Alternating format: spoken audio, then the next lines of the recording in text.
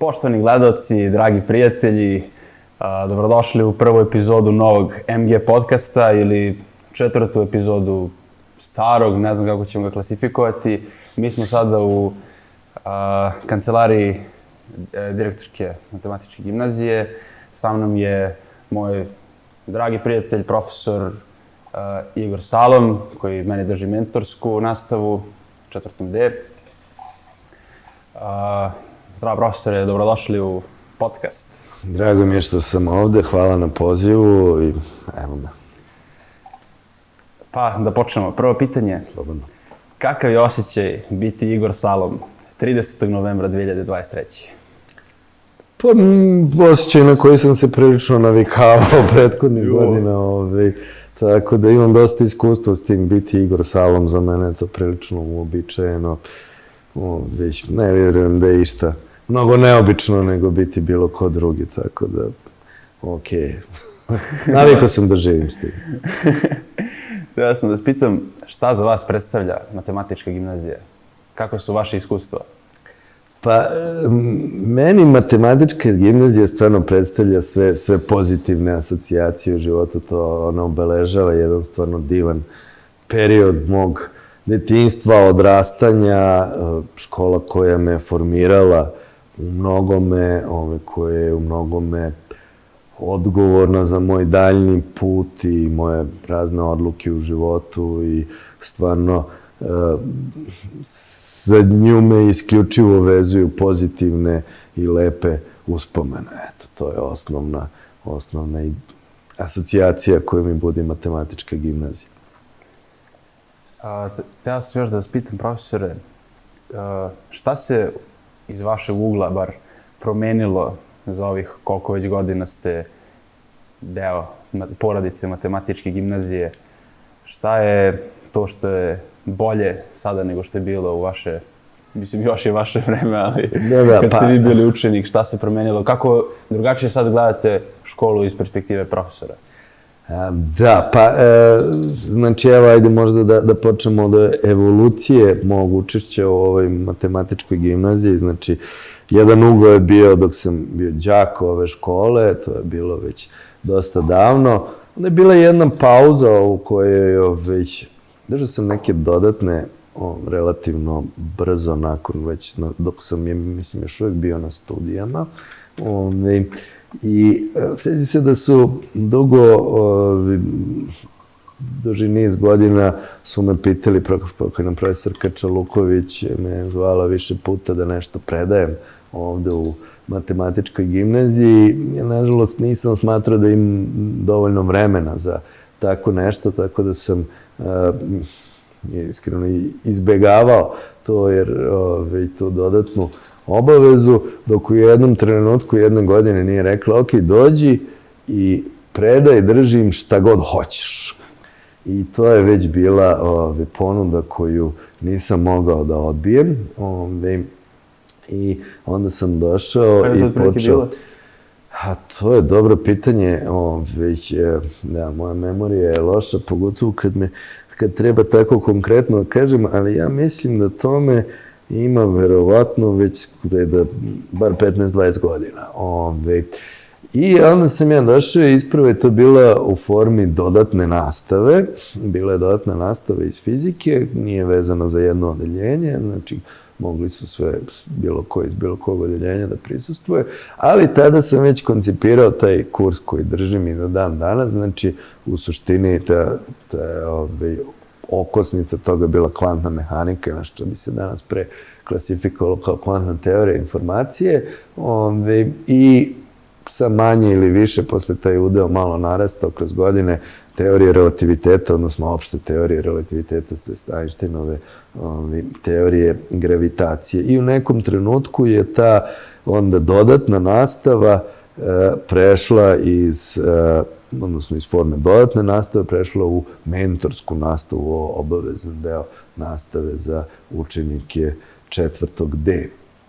I u nekom smislu moje percepcije cele matematičke gimnazije svakako različita iz ugla učenika i već ugla profesora, dok kad si učenik, onda ti je okej ako rešavaš neke, da kažem,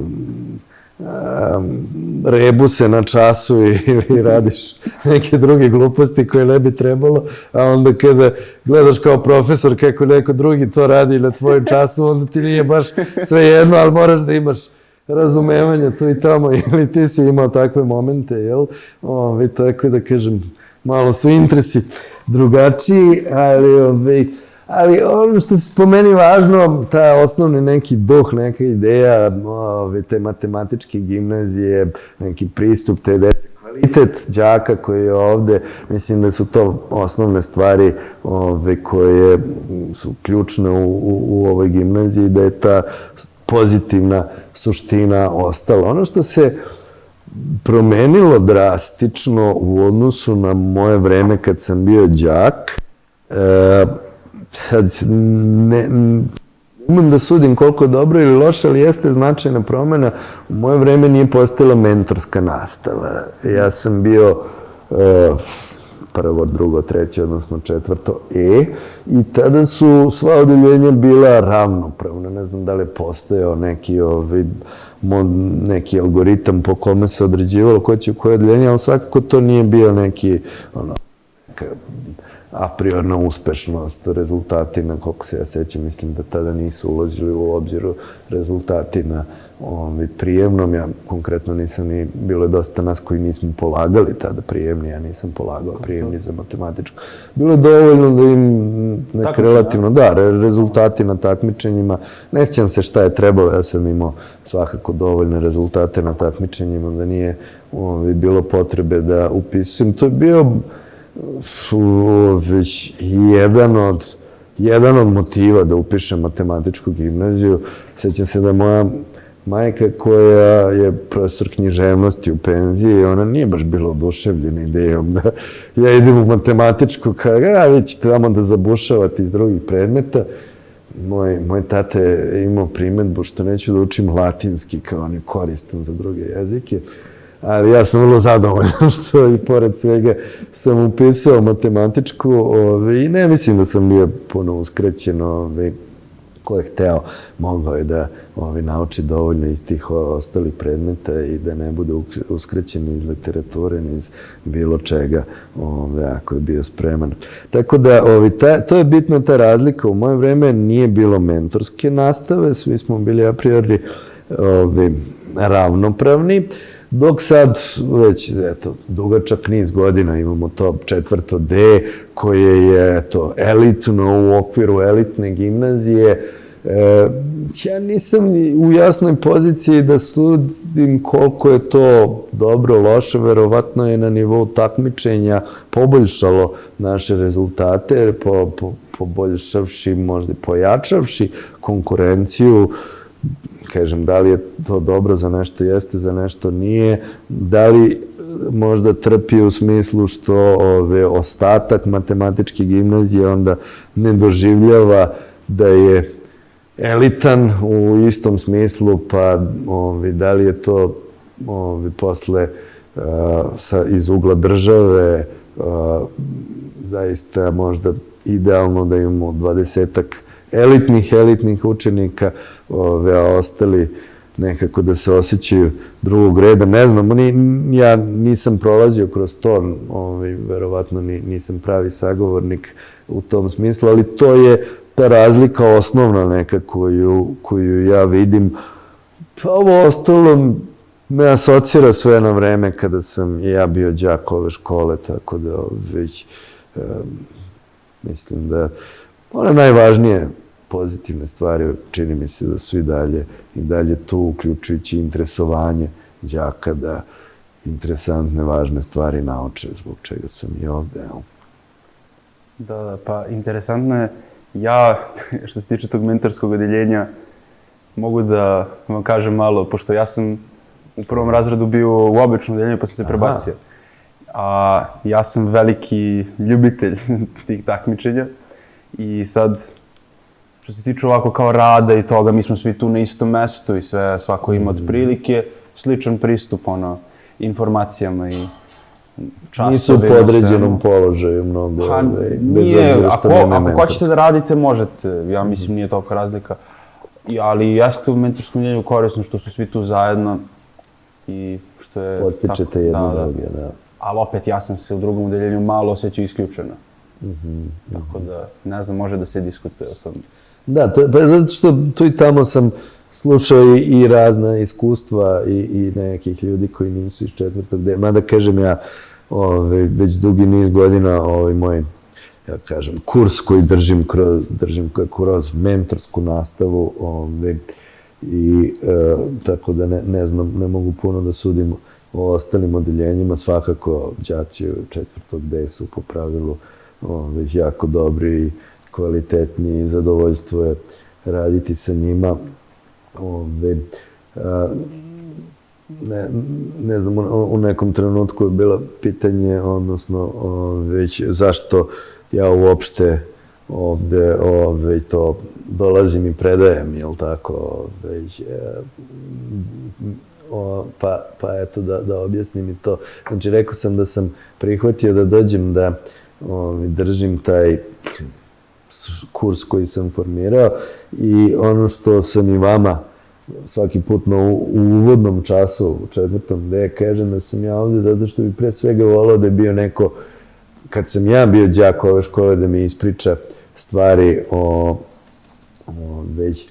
koje ja vama pričam, jer čini mi se da su to jako bitne stvari i da je poslednji moment da čujete te neke stvari vezano za fiziku ovo sada, odnosno ova četvrta godina i ova mentorska nastava, jer naše obrazovanje, ne samo u Srbiji, nego u svetu, je koncipirano tako da ljudi uče kroz osnovnu školu, kroz gimnaziju, u suštini ono što zovemo klasičnu fiziku i kroz nju formiraju jednu sliku realnosti koja već 100 i kusur godina znamo da je suštinski pogrešna jedna slika realnosti koja onda vodi do pogrešnih implikacija o tome kako gledamo život, kako gledamo svemir, već daje jednu pogrešnu sliku da je ovaj svemir nekakav deterministički mehanizam i da smo mi svi nekakvi biološki roboti koji funkcionišemo u tom mehanizmu i to je jedna slika koja odavno naučno ne stoji, prevaziđena je i to je osnovni razlog zašto ja dolazim ovde i predajem, jer mislim da je ključno da bar tih 20 ljudi uz četvrtog D da učinim što je do mene, da bar oni ne izađu i ne završe školovanje sa tako jednom pogrešnom slikom realnosti i zato se bavimo pre svega tom kvantnom mehanikom ovde, a malo i opštom teorijom relativnosti. Tako da to su neki moji motivi zašto sam ovde i kako sam došao ovde pre svega. Ja sam vezan za to još da samo pitam jedno podpitanje. Kako se sve to desilo, kako se to organizovalo, s obzirom na to da je to malo ta mentorska, gde se radi ta kvantna mehanika i sve to, malo je radikalan potez. S obzirom na to da u školi mi uvek radimo nekako, više se fokusiramo na zadatke, imamo kao evo ovo je formula, ovo je pravilo i onda kako se to primenjuje, a na ovom predmetu mi uglavnom radimo dosta više nekako teorijski i gledamo, da definišemo stvari, da formalizujemo. To meni bilo, na primjer, dosta osvežavajuće. Ja verujem da je ova vaša mentorska nastava kod mene drugačija od ostalih. Ja verujem da se nekima to sviđa i verujem da se nekima to ne sviđa, u smislu ljudi koji su navikli da i mentorska nastava bude nekakva priprema za takmičenje. To nemaju slučaj kod mene. Naravno, razumeti nešto je uvek od koristi, pa a s obzirom da mogu da dođu na takmičenjima i zadaci iz kvantne mehanike, dobro je ako se razume šta se priča, a ne samo ako se primenjuju formule, ja pokušavam da koliko god je to moguće objasnim kako i zašto je to. A kako je došlo do toga, kažem, pre svega, eto, zahvaljujući, ja ne znam ko je tu odigrao presudnu ulogu, ja znam samo da je profesorka Čalukovićka mene u jednom trenutku pozvala i rekla držim šta god hoćeš, to je nekakvo odstupanje od tih principa, znači nije držim zadatke, nije držim pripreme, nego eto, šta god sam ja smatrao da je bitno, a ja sam smatrao da je bitan pokušaj da probamo da razumemo te osnove kvantne mehanike, koliko god je to moguće kroz, eto, 1 čas nedeljno godišnje, bez obzira da li će to da ima implikacije na nekom takmičenju ili ne. Tako da, to je ta nekakva, a eto, meni su, ne znam, sećam se, meni je profesorka Čaluković predavala, nažalost nije već sve vreme, ona mi je predavala samo 1 godinu, ali 4. razred, i ona je uvek bila nekako tolerantna prema meni, u smislu, eto, da navešću primer da kad je trebalo da radim maturski, uzeo sam maturski iz fizike da radim, i moj maturski je bio na temu pobijanja teorije relativiteta. Pokušao sam da dokažem da teorija relativiteta Einsteinova ne valja. Šta imate protiv Einsteina? Pa, danas više ništa, ali u 3. razredu gimnazije, odnosno u 4. sam imao puno protiv. U smislu sledećem, što možda nije zgoreg objasniti, znači, i to je dosta vezano i za moj kasniji životni put i razlog zašto sam ja studirao fiziku, to jest i fiziku. Naime, ja sam bio dobar iz fizike, u smislu bio sam dobar, bila mi intuitivna ta klasična fizika, umeo sam da rešim zadatke, bio sam dobar na tim takmičenjima.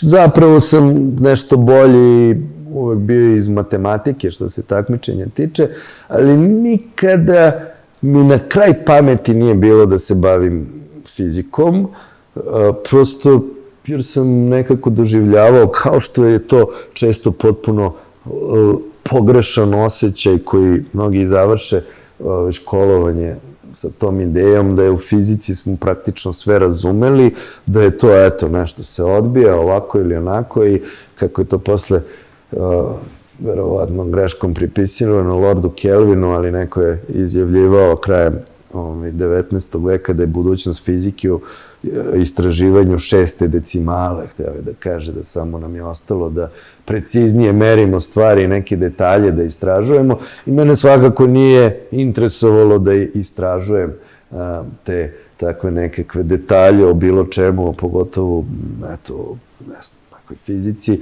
Iskreno, ja nisam planirao ni matematikom da se bavim. Matematika mi je odlično išla, ali nikad nisam imao ambicije da se bavim matematikom. Moj nekako prirodan put, ja se bavio programiranjem, komercijalno sam pisao neke softvere za zubare, stomatološke softvere još u 7. 8. osnovne, zarađivao pare, su mi lepo išlo, ja sam mislio da ću studiram ETF, bavim se time. Međutim, onda već promjena se desila tu između 3. i 4. razreda gimnazije, kada sam prvi put čuo s jedne strane za Einsteinovu teoriju relativiteta koja se učila i kao što se danas uči u 4. razredu, ali jednim spletom okolnosti što sam, eto, u ta davna, pradavna vremena, još su se čitale knjige, ne znam koliko vi sad čitate knjige, ali eto, mi smo imali običaj, ne samo čitamo knjige, nego što je bilo i tada već neobično, povremeno bih otišao u biblioteku, i tada sam na raspustu između 3. i 4. razreda išao par puta u gradsku biblioteku na kraju Knez Mihajlove i jednom naiđem na knjigu U potrazi za Schrödingerovom mačkom, Johna Gribina, prvi deo. Pročitam tu knjigu i budem potpuno šokiran. Šta ovaj čovjek, da li je ovaj čovjek normalan? Čemu on priča? Su bile neke stvari koje su mi zvučile potpuno nenormalno, a danas znam se to zove kvantna mehanika, jel? Međutim, to je zvučalo kakva magija, šta je sad ovo, kakve ovo veze ima sa fizikom, sa našim realnim svetom. I najprostije mi je bilo, kažem, ovaj čovjek je prolupao nešto, napisao knjigu, ljudi svašta pišu, mislio sam da čitam nešto poput Trećeg oka, ne znam da je to tada bilo, da li dalje ima taj časopis, ovako neka, ko zna šta.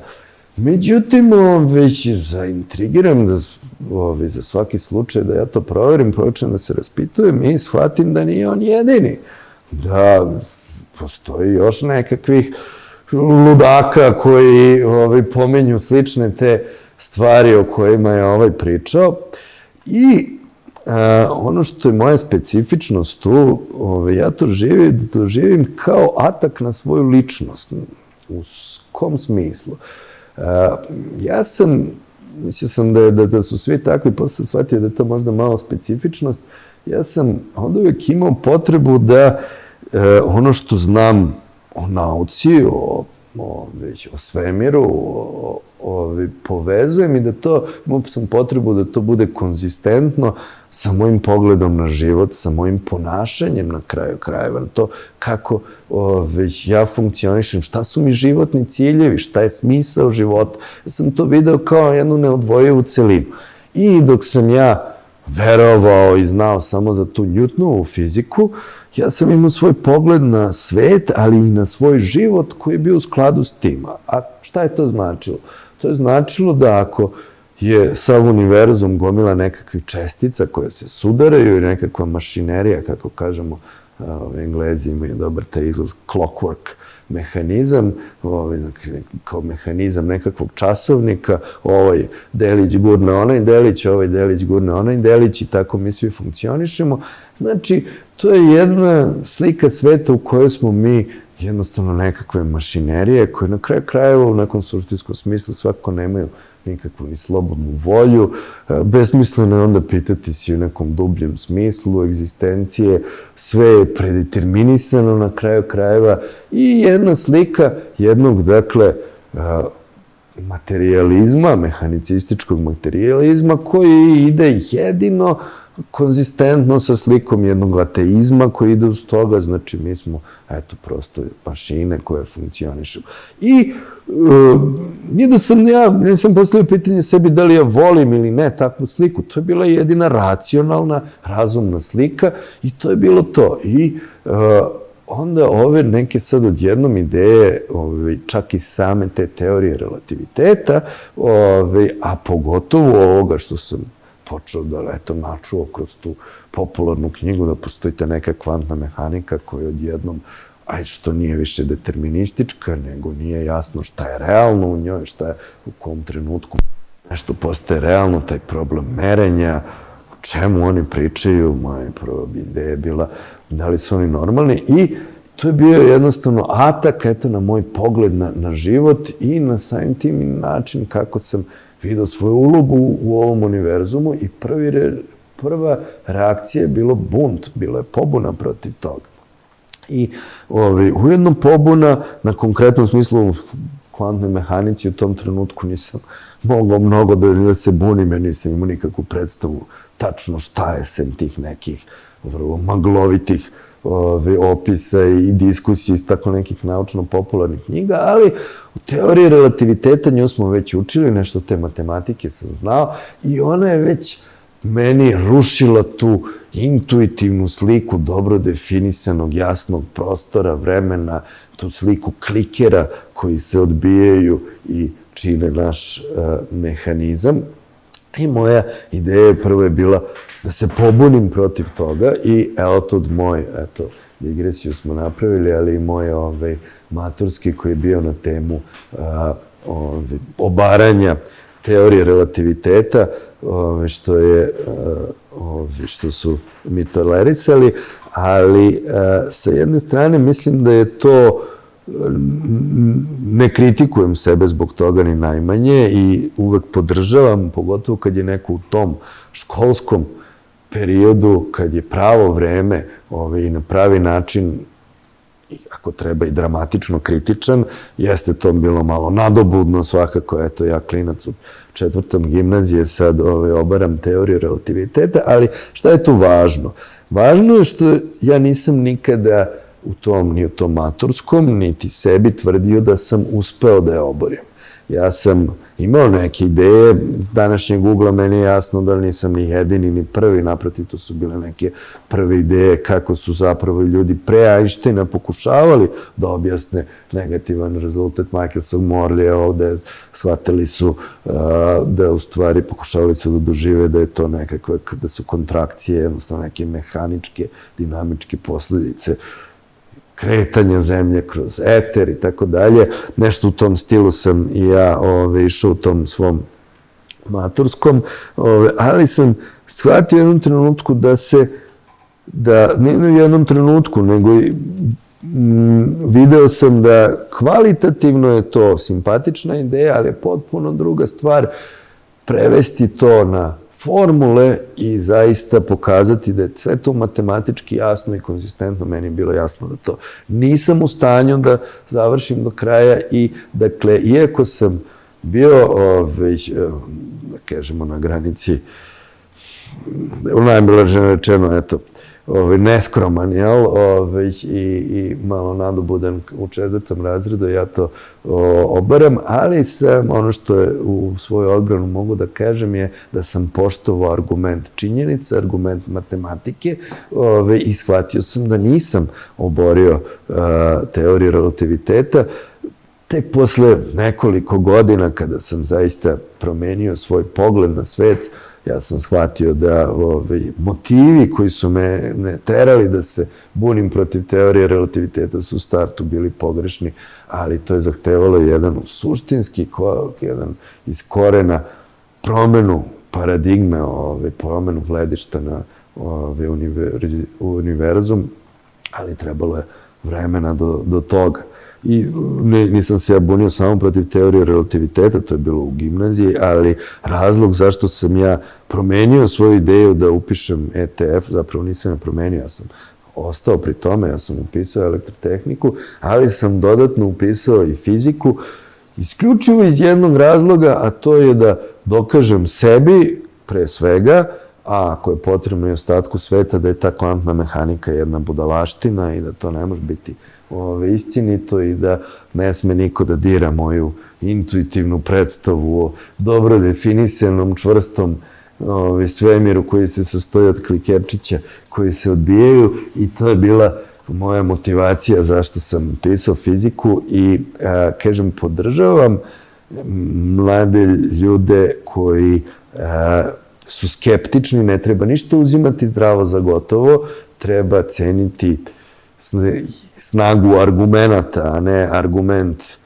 autoriteta onoga ko vam je nešto rekao, bilo da je to profesor, bilo da je to Einstein, bilo da je to Bohr, kogod, nećemo zbog toga da verujemo u ono što oni govore, nego zato što su uglavnom zapravo imali jako dobre argumente zbog čega su to tvrdili i tek kad sam to shvatio, onda sam promenio svoj pogled na univerzum. Dakle, treba biti kritičan, to je moja bitna poruka, treba sve preispitivati, ali na kraju čovjek mora da bude i kritičan, ono što je ključno, prema svojim idejama i da shvati na kraju da uzima argument činjenica, argument racionalne, nema ništa protiv racionalne uverljivosti nečega šta zaista ima argumentaciju, ali da to na kraju kroz to sagleda kritički i svoj kriticizam ili svoje stavove.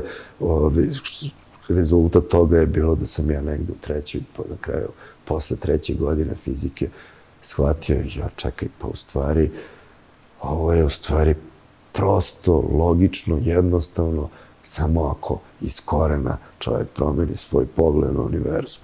Bio sam tvrdoglav, znači moja poruka je treba biti tvrdoglav do neke mere, ali samo do neke mere, jer na kraju već mora argument činjenica i matematike da bude taj osnovni koji donosi presudu.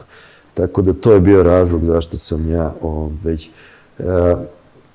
zašto sam ja obarao teoriju relativiteta, nisam je oborio sa... Iz današnjeg ugla mi je jasno da nisam oborio zato što je teorija relativiteta tačna, ali dobro.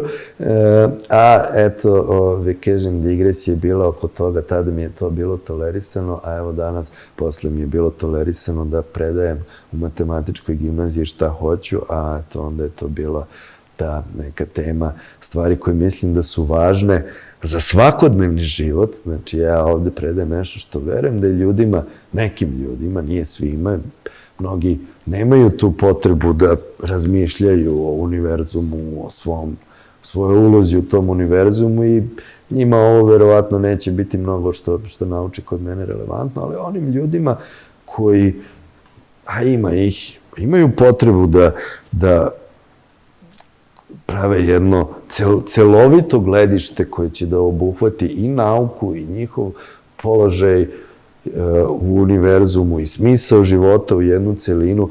Za njih je ovaj kurs koji ja pričam i zbog njih pričam, ne zbog uspeha na takmičenjima, nego zbog nečega što možda može danas, sutra da im promeni pogled na sam život i našu ulogu u njemu i smisao. Ja mogu samo da vam pustim jedno podpitanje vezano za ovo što ste sad rekli.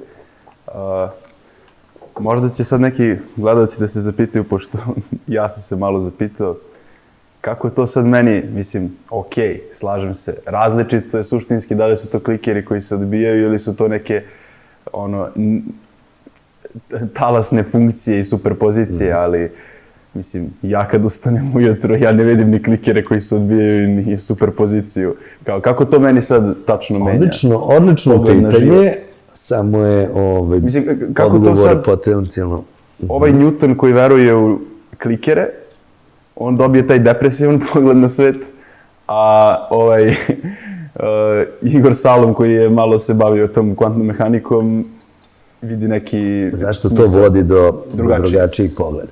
Da, to je ogromno, mislim, to je odlično pitanje, samo pravi odgovor, ogromno dugačak, ljudi su napisali tomove raznih vrsta knjiga već na tu temu, evo da odemo u jedan ekstrem odgovora, da se pozovem na Dostojevskog, koji je u suštini njegov opus ide da potkrepi njegovu ideju kad Boga nema, sve je dozvoljeno, jel? Ili ti, ajde sada da ne idemo tako daleko religijski, ali ako je zaista svet materialistički i ako smo svi samo nekakvi, da kažem, biološki roboti, nekakav nus proizvod, nekakve slučajnosti koji ne vodi nikuda, nema nikakav smisao, onda ne postoje ni nikakvi apsoluti u smislu, ni u moralnom smislu,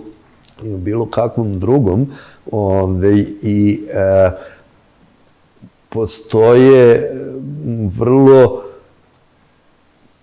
komplikovane i vrlo netrivijalne implikacije, kažem, na kraju krajeva i etičke u nekom smislu. To je sad jedna vrlo široka tema o kojoj sam puno diskutovao, oko koje ne postoji univerzalno slaganje, ali zapravo postoji ta činjenica da je matematički nejasno kako opravdati odnosno kako izbeći potpuni relativizam. Pa da kažemo, evo, primjera radi u moralnom smislu. Nisam razumeo... Pa zašto je nešto dobro, a nešto loše? Ako postoji, kako bismo definisali šta je dobro u univerzumu ako smo mi svamo klikeri koji se odbijaju? Šta može da bude dobro ili loše u tako jednom svetu? I ja sad, naravno, znam sad tu neke osnovne argumente, pokušaje da se u okviru materialističke filozofije objasni etika i to je obično kroz nekakvu teoriju igara ili evolutivnu priču kako, recimo, društva u kojima se postoji saradnja, ona su evolutivno uspešnija, od drugih. Međutim, to je sve u suštini zavaravanje, to je izbjegavanje pravog odgovora na pitanje, ok, ja to razumem evolutivno, ni mnoge stvari na koje smo evolutivno navikli, mi izbegao, mi smo evolutivno navikli da se plašimo visine, pa letimo avionom, pa šta sad, čim je to u našoj koristi, ako mi je korisno da odletim u Ameriku, ja ću da savladam svoj evolutivni strah od visine i odleteću avionom za Ameriku. Tako da ja kao pojedinac imam svo pravo da kažem, dobro, ako mi je korisno da recimo, ne znam, mogu da opljačkam banku, a da me ne uhvate, ne postoji realno ni jedan argument zašto ja to u suštini ne bih na kraju krajeva uradio. Kažem, ovo je na prvi pogled, odnosno, mnogi će da kažu kontraverzna tvrdnja, ali vrlo jedna o kojoj se može puno diskutovati, ali zapravo je teško naći kontraargumentaciju kad čovjek uđe u filozofiju, u diskusije na te teme, vidi da je to zapravo jedina prava logička implikacija materijalističkog pogleda na univerzum. Dakle, nemamo nikakve apsolutne repere ni u etičkom smislu, a naravno je ovo pitanje nekog dubljeg smisla naše egzistencije je potpuno besmisleno i suvišno u slici u kojoj smo mi klikeri, odnosno rezultat odbijanja klikera. A kvantna mehanika nas uči za početak da je ta slika nije malo pogrešna, ta slika je kardinalno pogrešna.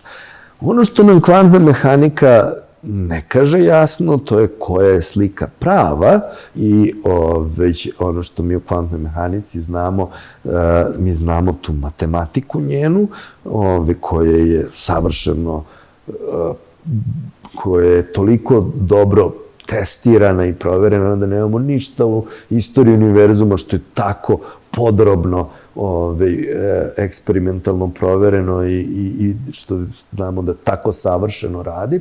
A sa druge strane, ta matematika, ne znamo šta nam ona na srpskom kaže, kako ja to volim da kažem, odnosno ne znamo šta ona implicira, kako da prevedemo tu matematiku na srpski i ti prevodi kvantne formalizma na srpski, te matematike na srpski, zovemo ih interpretacije kvantne mehanike.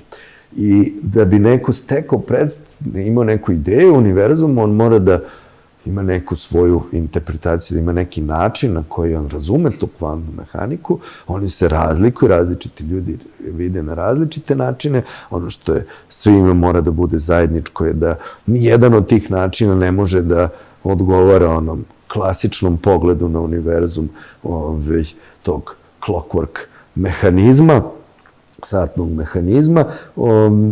I ja sam bio suočen sa tim, i to je bio moj motiv što sam uopšte studirao fiziku, da probam da razumem, prvo da dokažem da je pogrešna, kad sam u jednom trenutku shvatio da kvantna mehanika nije pogrešna, to je bilo ujedno i moment kad sam shvatio kako po meni nju treba razumeti i moj lični stav je da jedini konzistentan zbilja način da se ovaj univerzum razume, takozvana idealistička filozofija koja shvata da je svest fundamentalna, a da je materija nus proizvod svesti.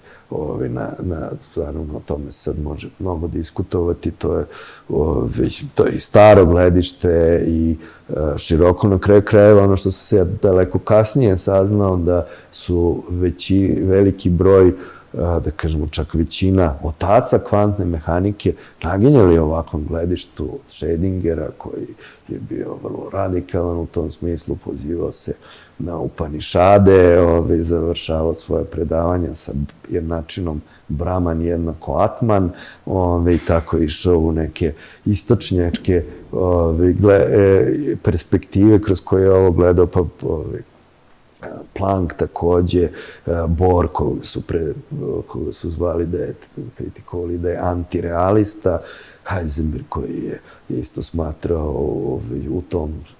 u tom smeru išao, da kažemo, već Wigner, koji je poznat po svojoj svesti izazivati kolaps talasne funkcije i interpretacije, koja po meni, kod koje je on odustao pred kraj života i po meni je taj smer konkretan kome on išao, Ćor Sokak, u kojoj meri je Neumann delio baš takvo gledište u koje je shvatao da mnogo više smisla gledati kolaps talasne funkcije kao subjektivan, to je sad drugo pitanje. Wheeler, koji je išao, interpretirao kvantnu mehaniku kroz svoju ideju it from bit interpretacije, to sad je nabacujemo ovako pojmove, ali čisto da ilustrujem koliko je to većina naučnika koji su genijalne doprinose dali već fizici u 20. veku, onih ključnih naučnika, od njih retko ko je imao materialističko gledište. Praktično jedini Einstein je verovao u tu sliku klikera i determinističkog materializma i za njegovo gledište konkretno danas sa sigurnošću znamo da je pogrešno i sa sigurnošću znamo da je potpuno nemoguće i da nikad neće biti moguće vratiti se na tu naivnu sliku koju nam je nudila Newtonova fizika, na tu sliku univerzuma kao klikere mehanizama koji se odbijaju poput mehanizma, deluju jedan na drugi, poput mehanizma sata, kako mi to formalnije kažemo, na lokalno realističnu sliku univerzuma, zahvaljujući nečemu što zovemo jednom velikom rezultatu matematičkom koji zovemo Bellova nejednakost, odnosno Bellova teorema i narušenju Bellove nejednakosti eksperimentalnom, koje na kraju ti rezultati su krunisani prošle godine dodelom Nobelove nagrade eksperimentalcima koji su prvi pokazali narušenje Bellove nejednakosti. Nažalost, John Bell je preminuo još 1990. godine, nije mogao da dobije Nobelovu nagradu, ali sve to, ta Nobelova nagrada je zaokružila tu činjenicu koju pričam, a to je da smo sigurni, a to je teška reč, sigurni, to je reč koju, ja kažem, mi u fizici ne smemo da koristimo. Ne smemo praktično nikad, sem u ovom kontekstu. Znači, Henry Stapp tvrdi da je Bellova nejednakost, Bellova teorema i njeno narušenje najveće dostignuće u istoriji čovečanstva, u istoriji nauke, ne u istoriji fizike. Znači, a vidite, mi još na 4. D nismo stigli do toga, a sem 20 ljudi u 4. D, sve ostale generacije završit će školovanje, a da nisu ni čule za najveće dostignuće, bar po Henry Stappu, celog čovečanstva i naše nauke.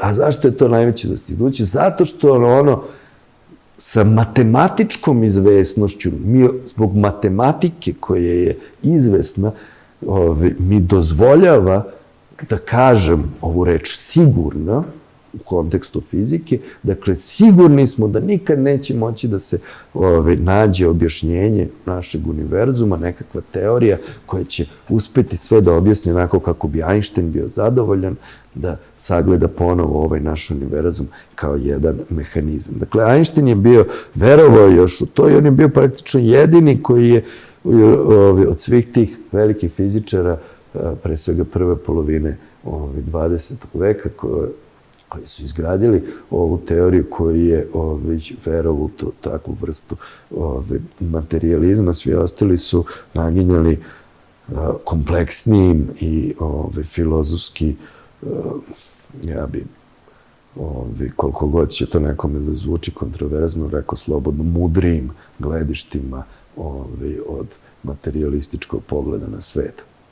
Šta više, iz ovog današnjeg ugla, ono što sam, evo, neka ostane na kameri, ono što ja verujem, ako zaživi ova civilizacija 100 godina, posle 100 godina, ono što ljudi neće moći da shvate, kako smo mogli biti toliko inertni da 100 i nešto godina posle kvantne mehanike, toliko već godina posle našeg razumevanja, ono što se zove hard problem of consciousness, bar u formi kako je David Chalmers formulisao, i tolikog napretka našeg razumevanja, neofunkcionisanja mozga, neuroscience i tako dalje, da smo mi i dalje u 2020. godinama imali toliki broj ljudi koji dalje veruje u materijalizam.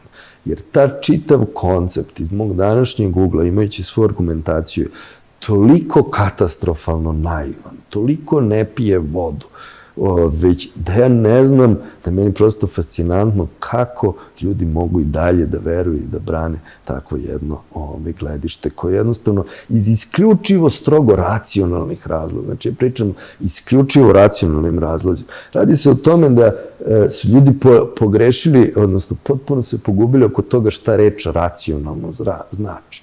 Oni su pomešali i vrlo često se pod pojmom racionalnog smatra neko ko zastupa nekakvo zapravo zastarelo kvazi naučno gledište da je svet sastavljen isključivo od nekakve materije koja se ponaša nezavisno i funkcioniše po nekim zadatim, fiksnim, dobro definisanim zakonima, a da kao posljedica te realnosti postojimo i mi sad ovde diskutujemo kao tako neke mašine. Dakle, to ne pije vodu iz čisto racionalnih razloga, po toliko osnova je to falsified u suštini gledište, već toliko stvari ne može da objasni ovom univerzumu da je jednostavno to gledište iracionalno. Racionalno znači naći, racionalno objašnjenje bi trebalo da ono koje pre svega ume da objasni ono što vidimo u realnosti, dakle da dobro odgovara i idealno da prati ono što zovemo Okamovu oštricu, a to je da ga objašnjava na najjednostavniji mogući način. Materijalističko gledište po meni odavno nije uopšte u konkurenciji. Postoje razne opcije, nije lako reći šta je, ali svakako materijalističko gledište nije jedno od njih. I tu se vraćamo na pitanje kakve to ima veze. Dakle, ako sad napravimo iskorak i kažemo da već u mom ličnom slučaju, znači mene je potpuno kvantna mehanika, dakle od nekog vere u neki mehanicistički materijalizam iz 19. veka koji je bio neposredno povezan sa ateističkom slikom univerzuma u kome smo mi, eto, nekakve biološke mašine, već kvantna mehanika je me natrala to iz korena pogledam i jedna slika u kojoj smo mi već samo, eto, odrazi jedne zajedničke svesti koje posmatra ovaj univerzum iz različitih uglova. Te dve slike su toliko različite da ne mogu da nemaju implikaciju i na svakodnevni život kad se probudimo. Za početak imaju jasne implikacije na pitanja recimo konačnosti života i tako nekad. Znači, gledište iz koga već se naša subjektivna percepcija automatski prekida u trenutku kada mi ne možemo da delimo ovu istu realnost, već koju nazivamo moment fizičke smrti, nije potpuno nemoguća, ali je vrlo neuverljiva jednostavno, već, sad šta to dalje znači? Samim tim, ako ima implikacije potpuno druge vrste, ako u slici, u materijalističkoj, ja ne mogu da argumentujem na jasan način zašto bi bilo racionalno iz mog ugla da se ponašam etički. Sa druge strane, u jednoj slici u kojoj ja shvatam da smo mi odraz jedne te iste svesti koja posmatra iz različitih uglova jednu deljenu realnost, kako bismo je nazvali. Ako to shvatim, onda čineći zlo nekome, ja shvatam da u stvari činim zlo na kraju krajeva samom sebi. I to ima potpuno različite implikacije na kraju krajeva, eto, i na moral, i na bilo koje ponašanje, i na jedno shvatanje koje onda kada čovek prihvati vrlo deluje i menja mu pogled na život, samim tim i život kad se promeni pogled na život, ako čovjek živi konzistentno u skladu sa svojim uverenjima. Pa znate kako, ja volim matematiku i veliki sam ljubitelj Newtona i teško mi je da ga se odreknem.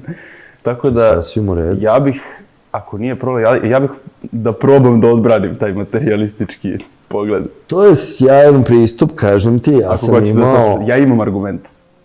Aha, hoćeš sad odmah da probaš da ga probaš. Da. Ajde, pre nego što pređemo na tvoj konkretan argument, već ja ti napred dam savjet, ako imaš zaista tu već želju i tu potrebu, po meni onda treba da studiraš fiziku i da probaš da zaista odbraniš to na način kada, nakon što naučiš stvarno argumente pro i kontra. Ali da čujemo.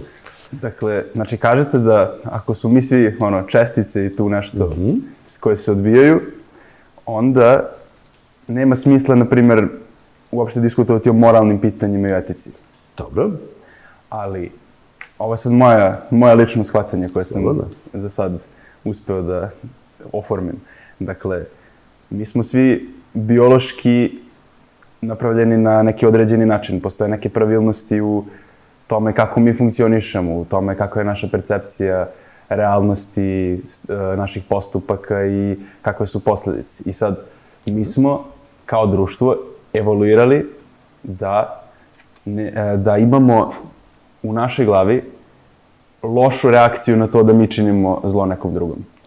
Dobro. Naprimer, ja sad ako, ne znam, uradim nešto nekome drugom što bismo rekli... Neće prijati, je li tako? Da, onda ću ja da snosim posledice, zato što imam tu neku savest u glavi koju sam evolucijom stekao da bih mogao društveno da funkcionišem. Slažem se. Apsolutno mi je poznat i puno sati sam diskutovao, da ne kažem u jednoj nedavnoj diskusiji mesecima pismeno na tu temu. Šta je problem sa tim? Potpuno je jasno tvoje gledište. Ali prvo, ima ljudi koji isto tako, kao što sam naveo primjer, se loše osjećaju kada se popnu na visinu, jel? Kada? Se popnu negde visoko, jel? Ili sednu u avion. Oni osjećaju neprijatnost. Evolutivno je to vrlo korisno bilo, jel tako? Nemoj da ako padneš, nezgodno, ako padneš sa 10.000 metara, vrlo je jasno šta će da ti se desi. Međutim, da kažemo, čak i dobar deo ljudi a priori ima to. Znači, kad bi visio sa ivice oblakodera, ja nekad ne mogu se bavim nekim ozbiljnim free climbingom, naježim se. Ali nemam problem, uspeo sam i zaista ne znam da li sam ikad imao, ali već bili problem da letim avionom, nemam taj problem. I po potrebi bi se čak i da imam, prevazišao bi tu svoju neprijatnost zarad nekakve koristi, da doletim do Amerike. Možemo da sad razbutrimo i dozvolimo da bez imenovanja ovde imamo, ne znam, nekog već sagovornika koji podjednako tako smatra i za tvoj osjećaj neprijatnosti da učini nekome zlo. On će kaže, ok, ja imam taj osjećaj neprijatnosti, ali ću da ga savladam, ne bi li posle toga imao višestruku osjećaj prijatnosti tako što ću, ne znam, da nezakonito nekoga, da li mu učinim zlo, opljačkam banku, uzmem $1.000.000, dobijem neku materijalnu korist od toga i ja sam imao trenutak neprijatnosti zarad godina prijatnosti. Šta više, ako pogledaš nekakve moderne, one, da kažemo, osnovne neke prave satanističke crkve, one su stvari, recimo, ja mislim da je to, ako se dobro srećemo, ovog Šandora Levija, tako nešto beše ime, loše sa imenima, baš sam nje ogledao. Znači, u suštini to je zapravo ateistička crkva. Znači, ideja je upravo u tome, većina ljudi ima problem, iz njegovog ugla većina ljudi ima problem kao i ti. Imaju neprijatnost da učine nešto što je protiv tih normi. Te norme nisu nikakve apsolutne, to su evolutivno nasleđe. To je stado ljudi koji se vodi onime što ga je evolucija naučila. Dobro. Ja nisam dužan da budem deo tog stada. Ja ako umem da budem pravi, kako bi on rekao, satanista, ja ću imati moć da se izdignem iznad stada. Neću robovati tim tom evolutivnom nasleđu. Zašto bi? Ja mogu da imam svoja pravila, svoje zakone. I ko je taj ko će da mi kaže da su moji zakoni lošiji od tvojih? Koji argument ćeš ti njemu dati da on nije u pravu, a da si ti u pravu? Ili još gore, koji argument ćeš mu dati da on to što radi je loše, a ono što ti radiš je dobro? Što uopšte može da znači te dve reči? Sem ako ih definišeš, da, dobro je ono što je evolucija mene naučila da je dobro. Za šta? Za koga dobro? Ali kad bi se celo čovečanstvo ponašalo kao ti, mi bismo stradali, takve društva bi... Kaže, da, slažem se, neće celo čovečanstvo. Celo čovečanstvo je sastavljeno od stada. Ali ja lično, za mene je to dobro. Ja lično ću imati više zadovoljstva nego nezadovoljstva. Naravno, to neće da bude tačno. I na kraju on neće imati više zadovoljstva. Ali zašto? Gde je on pogrešio? Pogrešio u svojoj osnovi. Pogrešio u tome što nije sastavljen od klikera koji se vrti. Pogrešio je na mnogim nivoima zato što neće uspeti da nadoknadi na kraju, da nađe istinsku sreću, jer ta istinska sreća nije povezana sa vrtenjem molekula, niti s tim koliko će, šta će pojesti za te pare koje je zaradio, niti šta god, koju god vrstu zadovoljstva da je sebi priuštio, lišit će se zapravo nekih drugih vrsta zadovoljstva do koga njegova filozofija neće moći da dovede. Ali, formalno gledano, evo, probaj, kaži mu kako ćeš da argumentuješ da je on zao. Kažeš, zašto je on zao? Šta to znači? Zašto bi njega bilo briga što ga ti zoveš zao? Ti će kažeš, on je zao, on će za tebe kaže, ti si glup. Ti si glup, ti se držiš filozofije stada. Ne umeš da se izdigneš iznad filozofije stada. I da vidim, ko će da pobedi, koji argument ćeš da mu daš? Pa sad ću da probam. Dakle, mi jesmo robovi stada, ali šta je to čemu mi robujemo? To je način na koji smo mi biološki isprogramirani. Moj mozak je napravljen na taj način da ja, ako činim štetu drugome, ja onda time aktiviram neke mehanizme koji će meni da učine da se ja osjećam loše. Možda, recimo sad, hipotetički, ja uđem sad, kao što ste rekli, uđem u banku i tamo upucam nekog, ukradem pare. I ja za taj novac kupim sebi da jedem i meni bude lepo. Ali to je sad na nekom, ja bih rekao, primitivnim nivou ja sam nešto dobio, ali sam mnogo veću stvari izgubio, to je osjećaj u mojoj glavi mira. Jer imam mehanizme koji meni to zadovoljstvo mi ukidaju ako ja se ne ponašam tako normalno. Slažeš se da postoje ljudi koji pljačkaju banke, jel? Da, mislim da su to ljudi koji nisu razmislili dobro. Ja to ne bih rekao. Ja ne znam šta bi, mislim, na kraju krajeva slažem se, ja bih rekao da nisu razmislili jako, jako dobro. Ali mislim da ih razmišljanje tog kome ti pričaš ne bi mnogo pomoglo, to ne bi mnogo promenio. Jer ono što je očigledno, taj tvoj argument ne pali u njihovom slučaju.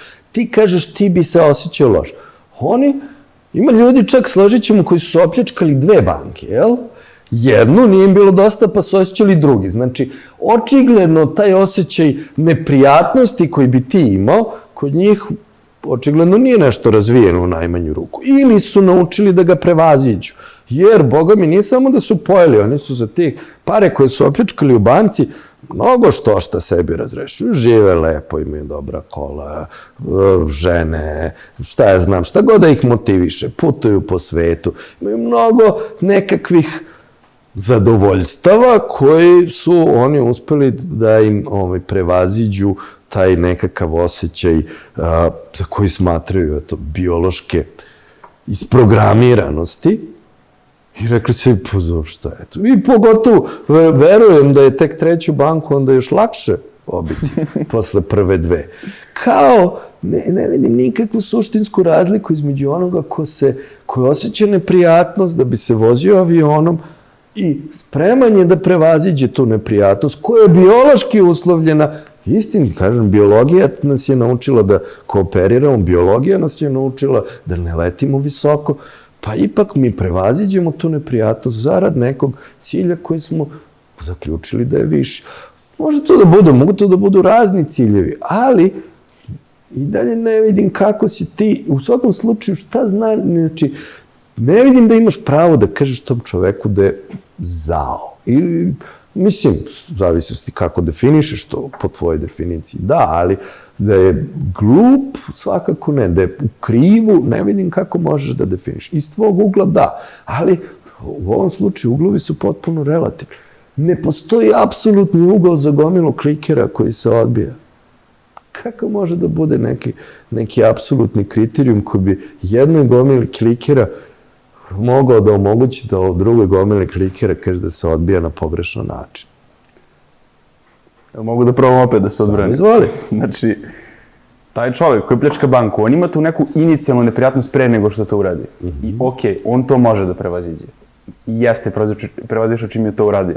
Ali, on ima u svojoj glavi mehanizam koji se zove savest, koji će njega da proganja dalje. I on će u budućnosti biti nesrećan. On možda neće u svojoj svesti povezati da je taj razlog što je on nesrećan to što je on to uradio u prošlosti. I neće znati. I onda s tim što on prevazišao tu inicijalnu neprijatnost, on će da dođe i da kaže aha, pa treba opet da opljačkam banku. I onda će njega savest još više da napada i još će gore da se osjeća. I onda će on zapravo biti još više nesrećan onda na kraju. Samo što on nije... Svestan svoje nesreće. Da, jeste on svestan da je nesrećan, ali nije svestan posledica njegovih postupaka. Nije svestan da je to posledica postupaka i da u budućnosti ne treba da ponavlja takve postupke. Dakle, tu sad ima račvanja, to je sad otvoreno pitanje u kojoj meri su ti ljudi osjećaju tu nesreću. Znači, ja ću da se složim za početak da ti ljudi nisu svakako istinski srećni, odnosno da oni ne znaju i nisu svesni koji nivoji sreće postoje, ali verovatno su oni na nekom svom banalnom nivou i mogu da budu srećni, jer inače ne bi to radili. Koliko njih grizi savest, da ili ne, već je diskutabilno, već vidimo, nažalost, da postoji jako puno ljudi u svetu koji se koriste nemoralnim sredstvima da bi zarad neke pragmatične koristi. Međutim, ako se i složimo da u dubokom smislu neće biti srećni u tom najdubljem smislu, postavlja se pitanje zašto je to? Da li to zaista mogu klikeri da objasne? Ono što klikeri mogu da objasne je našu evolutivnu tendenciju da ono što našta nas evolucija gura je survival of the fittest, jel, kako to zovu, ne znam na srpskom šta je odgovarajuće, jel, opstanak najsposobniji, jel? I sad ti ako pogledaš tako, taj koji je opljačkao milione i postao moćan i bogat, on ima mnogo bolje evolutivne predispozicije da ostavi svoje, da on može, jel, ako bi hteo da ima 15 žena i da ostavi mnogo više potomstva i naprotiv to što je on uradio mu čini evolutivnu prednost. I ako nas je nešto evolucija zaista programirala, ona bi trebalo da nas programira u smeru da imamo evolutivne prednosti, da činimo stvari koje on je sigurniji da neće imati problema da obezbedi svoju egzistenciju svom potomstvu, da će na kraju krajeva, eto, njegovi geni proliferirati dalje nego tvoji koji nisi se odlučio na takve akcije. I ako zaista postoji neki drive, neki smer u kome nas evolucija usmerava, to bi trebalo da bude to, da povećamo svoje sposobnosti da, jel, ostavimo svoje gene i da naše potomstvo ima više šanse da preživi. I onda bi bilo zapravo za očekivati da je to ono što evolucija u nekom smislu preferira. A dakle, i u kom smislu i meri će on ponovo biti nesrećan ili neće, je diskutabilno, a pogotovo, znači, koji bi tvoj argument bio protiv takvog čovjeka? Sad to je neki lik, ide po svetu, zeza se, ima pare, ima sve što hoće, ovako, i ti ćeš njega da ubeđuješ, pa znaš, u stvari ti si nesrećan. Pa ne mogu da ga ubedim, ali... Pa ne možeš da ga ubediš. Šta možeš? Šta možeš? Šta ti možeš? Ti možeš eventualno da u najboljem slučaju tvrdiš da si ti, da tvrdiš sebi da si srećniji od njega. Ja verujem da si ti u pravu. Svakako to ne možeš njega ubediti, to ti je jasno, ali ono što svakako ne možeš, to je da imaš argument po kome je on u krivu, po kome je on zao, šta god to značilo, nemaš racionalni argument zašto bi on morao da promeni svoje ponašanje i svoje gledište. Znači, kažem, to je veliko pitanje. Mnogi, eto, pomenuo sam Dostojevskog, ceo njegov opus doživljavaju kao pokušaj odgovora, na to pitanje, i on je genijalno daleko otišao, u toj argumentaciji za tu, nije samo njegova tvrdnja, ali on je to potencirao, dakle, kad nema Boga, u smislu Boga, kad nema, znači, tog nekog, kad nema nečega van skupa klikera koji određuje šta je sever, šta je jug u moralnom smislu, šta je pozitivno, šta je negativno, ne postoji način da ga klikeri sami uvedu. Naravno, postoje ljudi koji smatraju taj etički kompas koji osjećam u sebi kao argument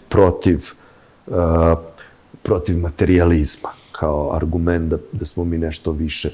Ja ne mislim da je to značajan argument u najmanju ruku, jer mislim da postoje kontraargumenti, postoje načini. Nije to razlog zbog čega ja ne verujem u materijalizam. Materijalizam je pogrešan iz mnogo konkretnijih razloga. Za početak, zato što nema nikakav način da prevaziđe ono što se zove explanatory gap u okviru hard problema svesti tog.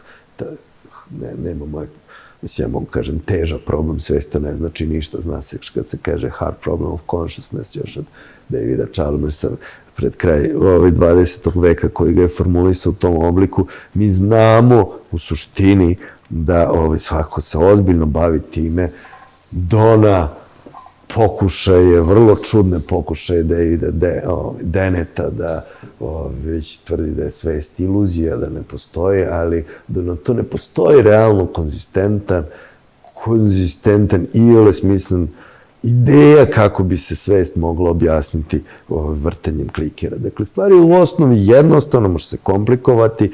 Ja imam jedan tekst, može se naći na arhivu gde sam razvukao na 23 stranica dokaz kako da psihički materijalizam ne može proizvesti svest. Posle kontaktirao sam Chalmersa, on mi je ukazao na jedan Maudlinov rad još iz 80-ih koji je bio slične tematike na sličnu temu. Maudlin je još tada u suštini dokazao, i ja i on smo razmatrali Turingove mašine, dokazao da algoritam, da funkcionisanje algoritma ne može proizvesti ono što zovemo kvalija. Znači, ali na kraju krajeva... Šta ne može da proizvede? Ne može da proizvede ono što zovemo subjektivni osjećaj, subjektivne percepcije. To jest, da ilustrujem. Na kraju se to svodi na nešto što je zapravo trivijalno. A to je da kogod je imao sudaranje klikera, sve što može da proizvede je nov sudar, novo kretanje. Znači, nešto se kreće, može da proizvede kretanje. Ne može da proizvede crveno. Osjećaj crvenog ili osjećaj boli. Naspram osjećaja, recimo, plavog. Šta to znači? Ništa u činjenici da je svetlost, crvena svetlost reda, znači šta, neki 700 nanometara, već ništa u tih 700 nanometara ne implicira osjećaj koji mi imamo kada vidimo crveno. Taj osjećaj filozofi zovu kvalija. Kvalija je doduše plural, ali te osjećaje, znači ta subjektivna percepcija. Hard problem of consciousness, kako ga je David Chalmers formulisao, bio taj mladi filozof, jedan iz Australije, inače on je, zanimljivo je za nas da je imao bronzu na matematičkoj olimpijadi u svoje vreme. Možda će ljudi odavde da ga više cene, što i po meni jeste značajna stvar, da shvatimo da on vrlo dobro razume racionalno, šta je racionalno i šta je racionalna argumentacija. On je tako jednom, kao još u svojoj mladosti, otišao na jednu konferenciju gdje su ljudi diskutovali o problemu svesti, razni neuroscientists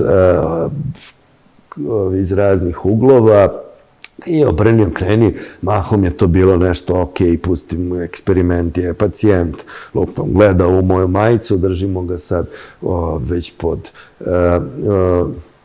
šta je tada bilo od tehnologija, ne znam, ali danas bismo ga stavili u functional MRI mašinu, magnetnu rezonancu i sad gledamo, kad se on vidi crveno, njemu se aktiviraju ovaj deo mozga, kada vidi plavo, aktivira mu se neki drugi neuroni i danas shvatamo da, u stvari to zovemo, sva ta istraživanja zovemo neural correlates of consciousness. Dakle, ta istraživanja mogu da nas dovedu je da napravimo korelaciju i da mi saznamo, ok, crveno je korelisano sa aktivacijom ovih i ovih neurona. Ali ono što je on tada podvukao i shvatio, sve to što vi radite, on je to nazvao, to su easy problems. Easy, ne u smislu da su tehnički, ali znamo metodologiju, znamo šta treba da uradimo, znamo kako da pravimo eksperiment. Ali zamislimo da smo ih uspešno rešili skroz.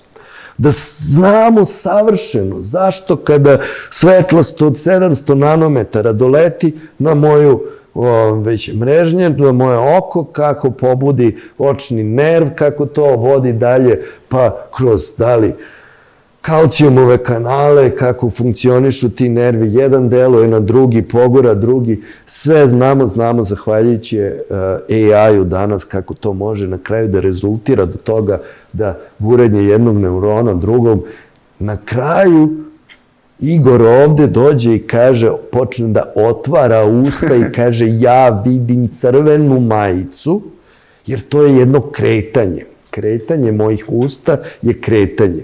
Kretanje svetlosti fotona može da izazove drugo kretanje, treće kretanje i na kraju kretanje mojih usta i kretanje vazduha koje čini da ti čuješ da ja kažem crvenu majicu. Ali ne može da objasni, to je sve rekao Chalmers, to su sve easy problemi. Zamislimo da smo potpuno rešili, sve znamo o tom. Ostaje problem koji je neko pravi problem je objasniti zašto je to kretanje, taj mehanizam praćen bilo kakvim subjektivnim osjećajem crvenog. Zašto there is somebody inside, kako je on zvao. Zašto to neko vidi iznutra. Zašto nismo ono, kako je on to potencijirao, nije prvi izmislio, ono što se kaže u filozofiji, filozofski zombi. Možemo da zamislimo da postojimo, da sedimo ovde dva mehanizma zombija koji isto ovo govore po istim zakonima prirode, samo nemaju nikakvu percepciju iznutra. Nema nikoga unutra i takav Chalmersov argument je sama činjenica da je to zamislivo, da je takav logički konzistentan, čini da shvatimo da ovo funkcionisanje tog mehanizma ne daje odgovor na to zašto je mehanizam praćen subjektivnim osjećajem. I to je nešto što zovemo taj explanatory gap, koji zapravo ljudi sve više, čak i neurohiruzi, paradoks je da u stvari istraživanjem i sve više kako razumemo mozak, mi shvatamo da nema ništa što može sutra da se pojavi i da nam objasni taj explanatory gap. Da je potrebna neka magija koja će preskočiti to i recimo u tom mom radu ja bukvalno pokazujem da je to ekvivalent magijskom razmišljanju, da ako bi mozak, ako bi gomila klikera moglo da već proizvede osjećaj boli, onda ja u tom svom tekstu dokazujem da i pisanje dovoljno dugačkog broja, znači postoji broj koji ako ispišeš, onda će to da nekoga boli. Ili postoji broj koji ako neko ispiše, to je ekvivalentno holokaustu. Napravio si genocid. Nemojte taj broj da pišete onda. Ne znamo srećom koji broj. Ali moja poenta je da je to već redukcija ad absurdum, da je u stvari jasno da je to besmislena ideja da pisanje broja koga, šta to znači, izaziva bol, tako je besmislena ideja da odbijanje klikera može da izazove bol. Naučnici koji se bave time, sve više, kažem, sa izuzecima, eto, nekog konzistentnog nekakvog gledišta Daniela Deneta, koji je staje u odbranu materializma negacijom same svesti, tvrdim da je svest iluzija, naravno mora paziti sa terminologijom, jer kad banalno kaže svest je iluzija, onda ga pita pa dobro, čija je iluzija? Mora da bi imao iluziju, moraš da imaš nekoga čija je to iluzija, ali danas u toj oblasti zapravo sve više ljudi shvataju da to problem koji materializam ne može da adresira, ne može da razreši i onda se ide u neke druge pokušaje, recimo popularan je u poslednje vreme panpsihizam, ideja da sve posjeduje nekakvu svest, dakle i ova šolja i na kraju krajeva elementarne čestice, znači to je najjeftiniji način da se izađe, najmanji iskorak iz materializma, da se kaže, ok, jasno mi je da ne postoji nikakav način da položaj, brzina, masa objasni crveno, već jasno mi je da moram to da uvedem dodatno,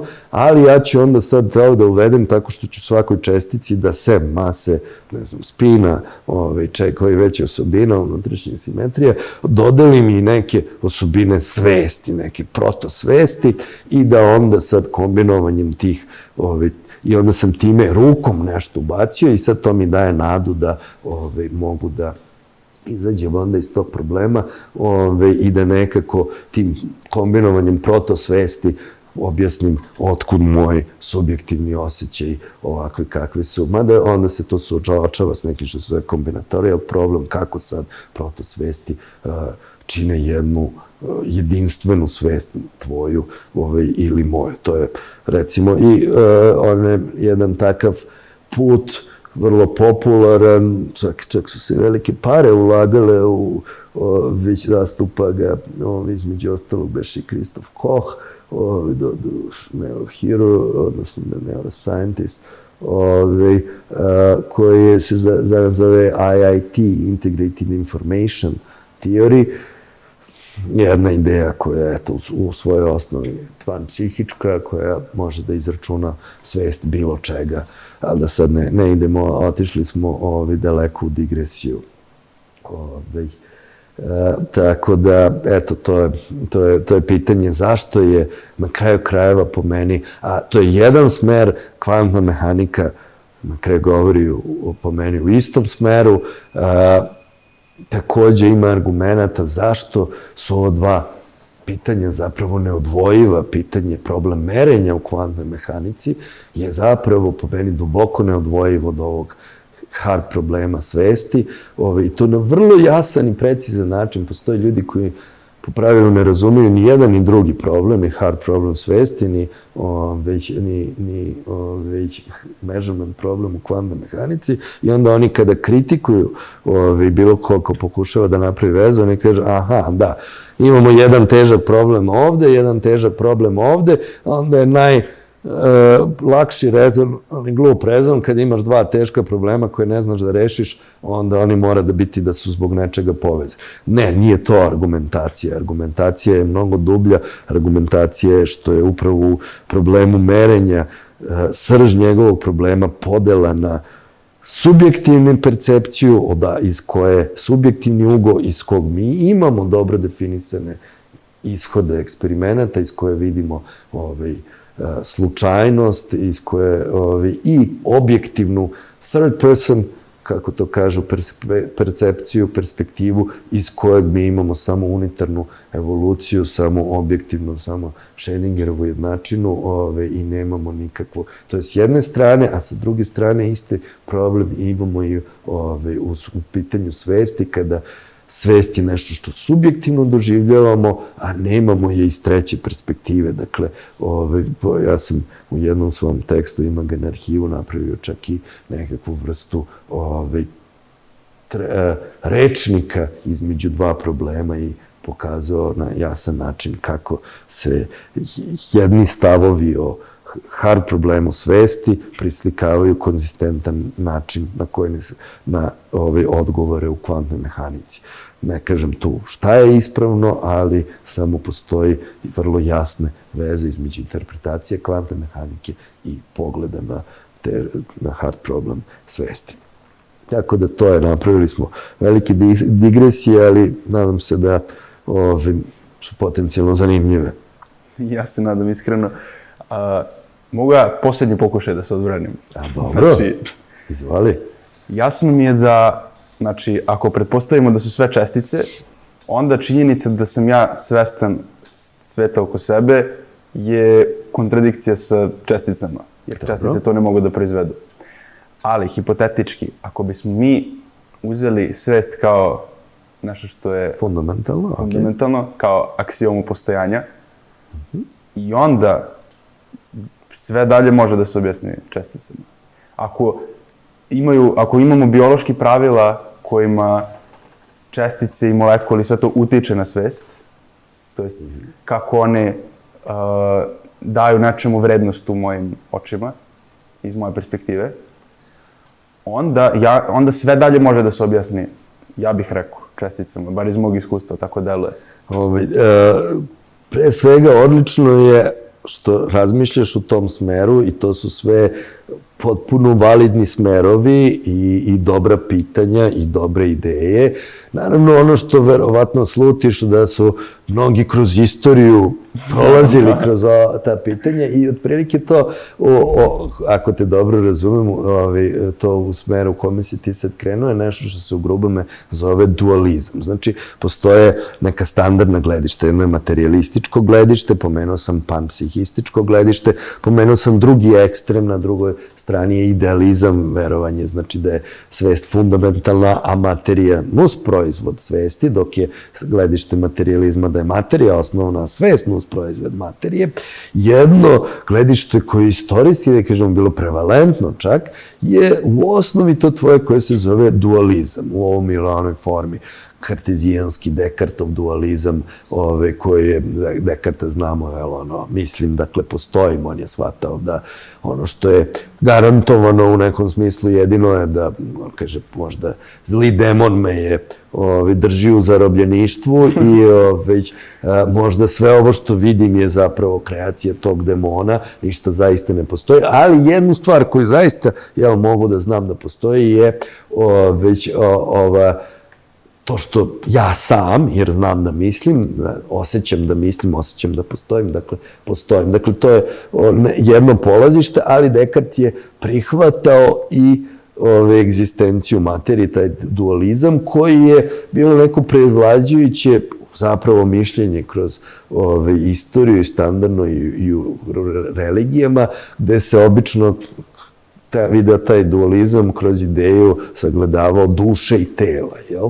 Znači imamo neki duh koji postoji, koji si ti sad nazvao svest, zovi ga kako god hoćeš, i materiju koju možda zoveš telo. Međutim, osnovni problem, filozofski problem sa kojim ćeš se suočiti ako nastaviš sa tom idejom je takozvani interaction problem. Kako sada, recimo, ta tvoja svest utiče na materiju, na tvoje telo. Naprimjer, ti sad kažem, evo podigni jednu ruku, odaberi koju. Ja sad kažem, evo podigao sam levu ruku. Da li sam ja podigao levu ruku zato što sam ja hteo ili sam morao, da li sam ja imao slobodu volje da podignem levu ruku? Ako sam imao svest, da li je to svest uradila ili nije? I sad, pogotovo u klasičnoj fizici, ti imaš problem da braniš takvo gledište. Zato što je klasična fizika, kako mi to kažemo, kauzalno zatvorena. Ti se, ja mogu da kažem, ja sam podigao levu ruku zato što sam teo. A ti će kažeš, ma jak, evo, ja ću da gledam zašto si ti podigao levu ruku. Moja leva ruka se podigla zato što je ovaj mišić bio podbuđen, ovaj mišić je bio pobuđen zato što je ovaj neuron bio aktiviran, ovaj neuron, i ti ćeš, klasična fizika ti garantuje da ćeš moći da ispratiš uzrok i posledicu, odnosno uzroke bilo kakve posledice, uzroke mog podizanja ruke proizvoljno daleko unazad. I za bilo šta ćeš ti da kažeš naći u materiji razlog zašto se to desilo, bez ikakve potrebe da se pozoveš na bilo koju svest. Kakve svest? Izvinite samo, hoćete da kažete da onda, ako verujem Newtonu, ja onda ne mogu da imam slobodnu volju? Apsolutno ne. Kako ćeš da imam? Ne samo ti, nego, znači, ako ti veruješ u Newtona, znači u toj kauzalnoj Newtonovoj strukturi, sva budućnost ne samo tebe je zacrtana u trenutku, danas bismo to zvali velikog praska, ali generalno u bilo kom trenutku je zadata i cela budućnost. Znači u jednom stanju univerzuma mi iz njega možemo da izračunamo proizvoljno daleku budućnost. Da je klasična fizika tačna, to bi moralo da bude implikacija. I ja jesam u tvoje vreme verovao u takvu fiziku i imao implikacije i gledište koje su odatle prirodno sledile. Šta je dalje problem sa ovim? Znači, dakle, ako kažeš imam svest, imaju i čestice, znači prvi problem je kako ta svest utiče na čestice. Ako ne, pogotovo ako se držimo klasične fizike, nemaš načina. I onda postoji dalje gledište, ti možda kažeš svest je takozvani epifenomen. Znači ona je tu, postoji, ne možemo izvesti iz čestica, ali je tu samo kao nemi posmatrač. Ona ima nekakvu iluziju da utiče na bilo šta i ona samo gleda film koji se vrti, film je definisan česticama, a ona je tu. Međutim, to je onda vrlo teško objasniti čemu ona uopšte, zašto sad to, malo je neuverljivo, ali u osnovi to jeste jedno u principu logički konzistentno gledište. Za razliku od materializma koji stvari nije logički konzistentan, koji ne može da objasni observabilnu činjenicu da ja imam svest, ovo možeš dekretom da kažeš ti imaš svest, a da svest nije inače da ne utiče, nemaš nikakvu slobodnu volju, samo je sad pitanje koliko je to uverljivo i koliko to daje bilo kakav smisao. I na sve to mi danas znamo da ta klasična kauzalna slika prosto nije tačna, prema tome zašto bismo insistirali na takvom gledištu kada nam kvantna mehanika otvara daleko veće mogućnosti da razumemo svet na jedan smisleniji način. Pravo da vam kažem, ja nisam baš stručnjak za kvantnu mehaniku i ne vidim baš kako meni to mogućava da razumem svest. Za početak vidiš kako nisi, bar u ovom, nisi na očigledan način nije ograničena slobodna volja. U najmanju ruku, ako podigneš levu ruku, ja ne mogu da pronađem sa sigurnošću i izvesnošću uzroke koji su doveli do toga da si ti podigao baš levu ruku. Mogu kažem, pa to je bilo manje ili više verovatno. Ali a može ovaj model. Znači, ja imam fiziku koja se ponaša otprilike kao čestice, sa jednim dodatnim fenomenom, a to je da unutar moje glave, znači gde je moj mozak i moja svest, tu ima jedan veliki znak pitanja i tu čestice ne važe. I s time nećemo da se bavimo. Znači, kao, možda teorija nije kompletna, ali je funkcionalna. To je zanimljivo gledište i u nekom smislu već je to verovatno smer u kome je Wigner išao sa svojom svesti izaziva kolaps talasne funkcije idejom, ali ti sad hoćeš da kažeš da u tvom mozgu se nalazi komad materije koji ima neku specijalnu mogućnost. I sad, prva ideja neuronaučnika već bi bila da uzmu, oprosti, i da seciraju tvoj mozak, da vide šta je to u njemu, u kom to trenutku se tvoj mozak prkosi zakonima fizike. Jer moralo bi znači da u mozgu postoji nešto što prkosi zakonima fizike. niko za sad nije naišao na tako nešto, jel? Već nije a priori isključeno i to je nešto što bi imalo, mislim, znači, na nekom ozbiljnijem malo sad, ljudi su, kažem, razmatrali razne mogućnosti, obično se to u diskusijama svodi na pitanje da li naš mozak zaista, da li mi kao celo ljudsko biće zaista poštujemo uvek to što zovemo Bornovo pravilo. Jer suština zakona fizike, koji mi znamo da nisu deterministički, nego predviđaju samo verovatnoće, opet postavlja se pitanje da li i te verovatnoće moraju uvek da se ispoštuju. Mada tu sad ulazimo u vrlo komplikovanu filozofiju, što uopšte znači kad su verovatnoće ispoštovane, kako da definišemo verovatnoće. Kako će ti da kažeš ako ja sad bacim 10 puta novčić i dobijem svih 10 puta pismo, da verovatnoća nije ispoštovana. Možeš kažeš samo to je bilo malo verovatno, jel? I šta to znači i tako dalje. To su sve teška pitanja, mislim, otvaraju velike diskusije i zanimljive diskusije, po meni su to vrlo interesantna pitanja i naravno ljudi su se bavili time, vrlo je lepo ako te interesuju, treba da razmišljaš, treba po meni sam da razmišljaš, a naravno sa vremenom onda da uporediš sa onim što su drugi ljudi već razmišljali na tu temu i vidiš da li imaš dodatan argument ili ne. Tako da, eto. Važi, razmislit ću onda još malo. Samo napred možemo. I imat ćemo još, sve to puno časova mentorske nastave, tako da uvek možemo da odemo i u ovom smeru po potrebi, pogotovo posle časa. Znači, znate što sam ja htio da vas pitam? Kao što smo imali upravo priliku da primetimo, ova teorijska fizika, ta kvantna mehanika i sve to, istraživanje tih granica ljudskih shvatanja sveta i svega u svetu, ima dosta veze sa, dosta je filosofsko pitanje. I htio sam da vas pitam, pošto kažete, bavili ste se i matematikom i fizikom u srednjoj školi i ta kvantna mehanika, kako ste vi uopšte, kao šta je to što je vas nateralo da baš tom kvantnom mehanikom nastavite da se bavite na taj način? Pa ja moram prvo da razjasnim, ja se ne bavim kvantnom mehanikom. Znači, ja se bavim česticama i gravitacijom, bavim se matematičkom fizikom, ničim od ovim što ja vama predajem, ja se ne bavim.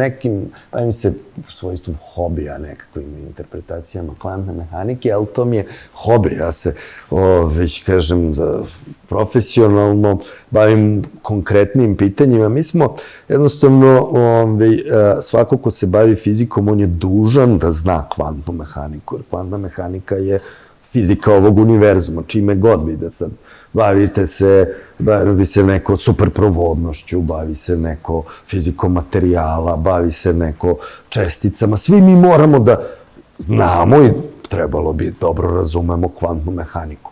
Dakle, ja se ne bavim strogo time, već ja se bavim nečime što po meni takođe ima veze sa i na kraju krajeva i filozofskim implikacijama. Ja se bavim, znači, fundamentalnom fizikom u smislu, eto, tih čestica i gravitacijom, pokušajima da razumemo to što zovemo materija, bez obzira da li je fundamentalno ili nije, već kako se to tačno ponaša, kakvi su ti nekakvi zakoni fizike koji imamo, kakve su te interakcije koje postoje u univerzumu, koje to čestice vidimo u univerzumu.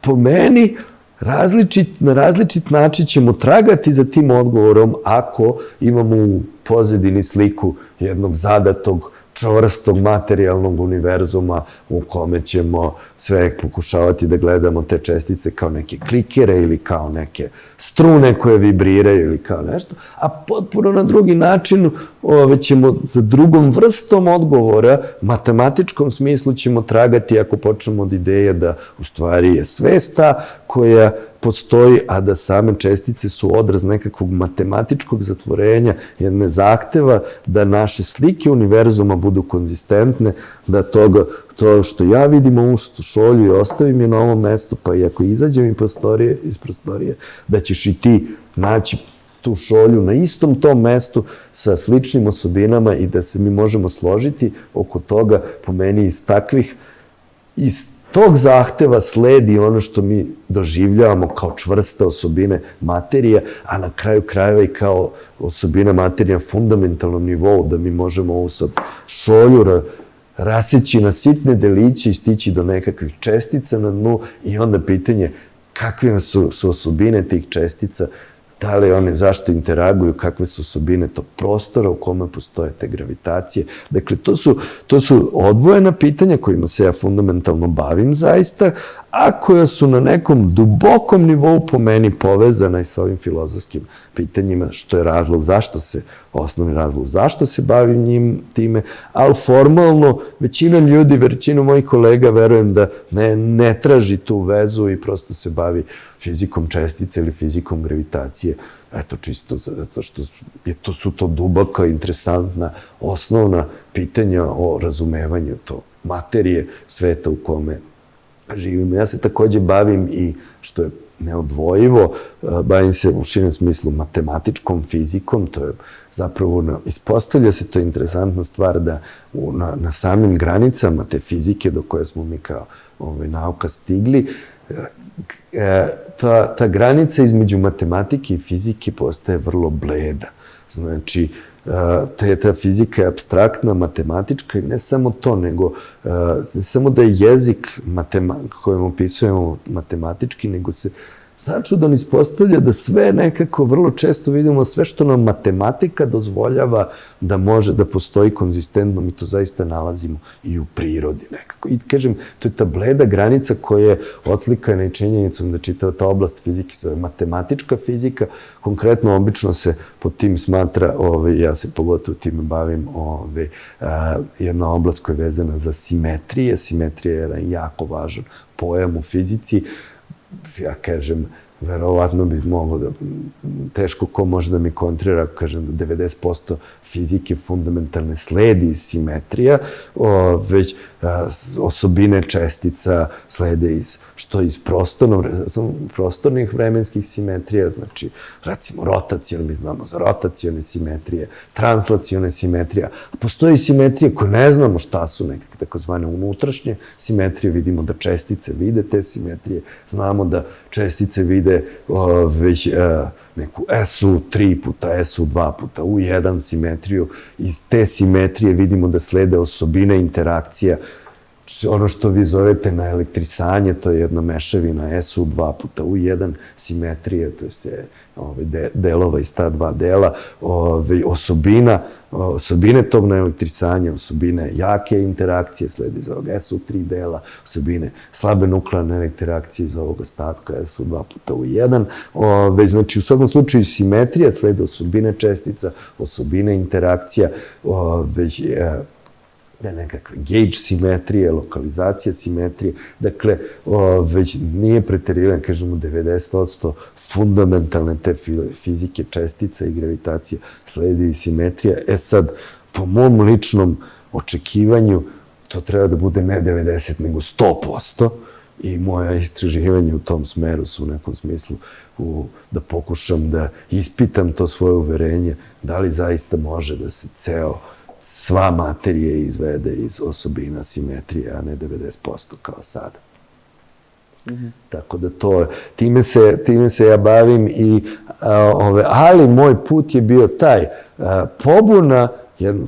pobuna iz filozofskih razloga, pobuna protiv ataka na moje materijalističko gledanje me je dovelo do toga da studiram fiziku, da u nekom trenutku batalim studij ETF-a, shvativši da mi fizika nije dosadila, da se pronađem tu i da odem u te neke već onako fundamentalnu fiziku čestica i gravitacije i da se time bavim, koja je samo jedan aspekt toga i jedan ugao, jedan ključni deo toga je ta matematika tih simetrija koje zovemo matematička fizika. Dakle, time se suštinski bavim. Bavim se uz to još raznim stvarima, sam radio kao nus efeke tih mojih, što znam tu matematičku fiziku, tu teoriju grupa, bavio sam se problemima tročestičnih sistemima, bavim se isto i u okviru znači fizike, kvark-gluonskom plazmom, već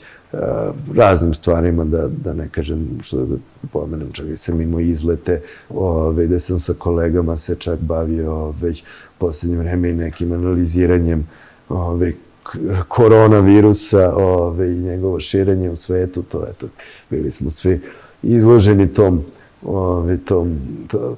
tom efektu koji nam je poremetio živote, pa smo se i time bavili i tako, u istraživanjima se bavim raznim stvarima, ali to su osnovni motivi za glavna moja istraživanja.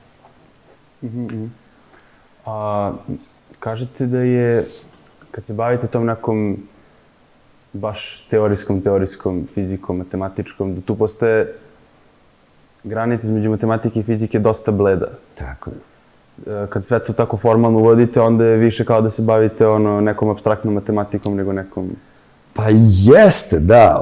Već razlika, znači prvo u praktičnom smislu, znači, na primjer, ilustrujuću, postoje konferencije iz matematičke fizike i na te konferencije vrlo često dolaze ljudi koji su matematičari i ljudi koji su fizičari. I oni nekad je tu malo različit rečnik, ali vrlo često se bavimo u suštini istim problemima koji su interesantni iz čisto matematičkog aspekta, te neke. Vrlo često su postojale, bila sreća fizičara da kad su im zatrebali nekakvi pojmovi, ispostavili bi se da su matematičari već to imali, pa je, Sophus Lee već bio razradio teoriju Lijevih grupa i reprezentacije, kad smo mi shvatili da nam je ključna u fizici. Isto tako imali smo teoriju Rimanovih prostora, kad je Einstein shvatio da treba da je gravitacija zakrivljenost prostora, ali je bilo i drugih smerova. U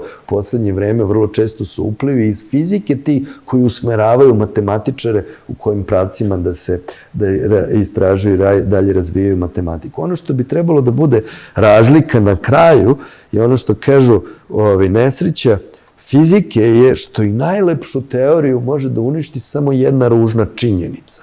A to je da smo mi, bar bi trebalo, dužni da se bavimo samo onom matematikom koja dobro odslikava činjenice iz univerzuma. Dok matematičari imaju slobodu da mogu da se bave bilo kakvom interesantnom, elegantnom, konzistentnom strukturom, logičkom, mi smo ograničeni na one koje odgovaraju realnom svetu, ali nekada i zbog kompleksnosti tih eksperimenata nije jasno šta odgovara zaista univerzumu i da li na kraju to što vi razvijate će da se ispostavi da odgovara univerzumu ili ne. Recimo imamo teoriju struna koja se razvija već 40 i kusur godina, ljudi rade. Da li je to matematika ili fizika za sada, nemamo nikakvog argumenta da to odgovara našem univerzumu. Ipak, gomila i fizičara i matematičara se bavilo time i postoji konsenzus, čak i ako jednog dana se složimo, kao što je moje lično uverenje da teorija struna nema nikakve veze sa našim realnim univerzumom, to će ostati jedna vrlo razvijena oblast matematike, jer je u stvari razvila matematiku u celom jednom novom smeru. A mi nemamo, što se tiče, na primjer, kvantne mehanike i tih nekih pojava svih eksperimenta koji su rađeni, mi nemamo neku kompletnu teoriju koja može sve eksperimente da objasni. Pa ovako, mi imamo ono što mi danas imamo, što je vrhunac, kako bi ja rekao, egzaktne nauke, imamo nešto što zovemo standardni model. I on je jako dobar. On već objašnjava, da kažem, 99,99% svega što možemo da izmerimo, napravimo eksperimentima i sve. I donekle je problem fizike što praktično taj standardni model uspešno objašnjava sve što već smo izmerili. Problem je mi, u CERN-u, čak na tim džinovskim energijama, pravimo eksperimente i sve što dobijemo možemo samo kažemo, au da, znali smo da ćemo to dobiti. I taj Higgs i njega smo očekivali. Mi tragamo za nečim što će da nas iznenadi, za fizikom beyond, posle standardnog modela. Tragamo za tragovima neke super simetrije, nekakvih skrivenih dimenzija, rad nečega što će da nas iznenadi. Ali i dalje znamo da ta standardni model ne može da bude konačna reč, da i dalje nam nešto fali. Bar iz dva razloga. Jedan je, najočigledniji razlog je zato što nismo uspeli da ga povežemo sa gravitacijom. Znači, nemamo ono što zovemo kvantnu teoriju gravitacije. Kad pokušamo te principe kvantne mehanike da primenimo na gravitaciju, onda dobijamo neke neizlečive beskonačnosti u teoriji i vidimo da nam teorija ne radi. A drugi su razlozi nekakve interne konzistentnosti same kvantne teorije polja, što znamo da na određenim visokim energijama treba se pojave problemi sa unitarnošću, imaju neki, znači imamo jake razloge od čega je najprostiji i najjasniji ta kvantna gravitacija, zbog koji znamo, koja nam nedostaje, da to ne može biti konačna reč i da nam još nešto fali. U najmanju ruku fali nam ta kvantna gravitacija, ta unifikacija, da unifikujemo, napravimo teoriju koja ume da nam objasni istovremeno, koja je kvantno-mehanička, ume da nam objasni konzistentno gravitaciju. To zasigurno to bar nemamo. A vrlo moguće da, gledajući samu kompleksnost standardnog modela, mnogi, među kojima sam i ja, smatraju da to nije na nivou elegantnosti koje bismo očekivali jedne zbilja konačne teorije. Tako da već imamo i objektivne, a i estetske razloge da verujemo da nam nešto svakako nedostaje. Dakle, posao fizike je, to jest fizičara je više popravljanje modela i pokušavanje da se smisli neki novi, bolji, nego što je dokazivanje nečega sa ovim modelom koji imamo, jer on već objašnjava. Da, on je jako dobro proveren. Znači, kažem, naši trenutni modeli jako dobro opisuju realnost, donekle je to problem, što ne, kad bismo mi lako mogli da nađemo nešto što ne radi, što ne umemo, onda bismo, istraživajući to, znali kuda da idemo dalje i kako da... Međutim, mi nemamo to, nemamo jasne načine da vidimo, da dobijemo nešto što, pogotovo ne na eksperimentalnim uslovima, da dobijemo nešto što bismo mogli da proučavamo, a što ne umemo već da objasnimo. Dakle, ali znamo da nam nešto fali nam taj konačni model, obično se za to nekad zovu čak malo prepotentno theory of everything, vole da kažu, fali nam ta theory of everything, fali nam svakako teorija koja će objediniti gravitaciju i kvantnu teoriju polja, ali deluje prilično jasno da to ne može biti to očigledno nije nešto trivialno, treba nam neka zbilja nova ideja, najverovatnije, koja nedostaje da bi se razrešilo to i da bi sve leglo na svoje mesto. Mi znamo da tu nešto fali, međutim, evo, već 50 godina, od nekih 70. godina prošlog veka, kad je formulisan standardni model, tapkamo u mestu, ne uspevamo da napravimo ozbiljan iskorak i da nađemo bolju teoriju koja bi bila eksperimentalno proverljiva, a bolja od standardnog modela. Da.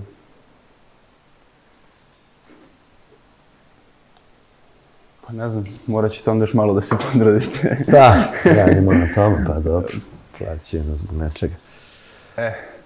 Hoću malo sad da promenimo temu, dosta smo pričali o fizici. Ajde. Znači, imam jedno malo ličnije pitanje. Da se bavite nekim sportom, nekim aktivnostima, pošto ovako na prvi pogled izgleda kao da ste shvatit ću to kao kompliment, već ne znam koliko je zaslužen.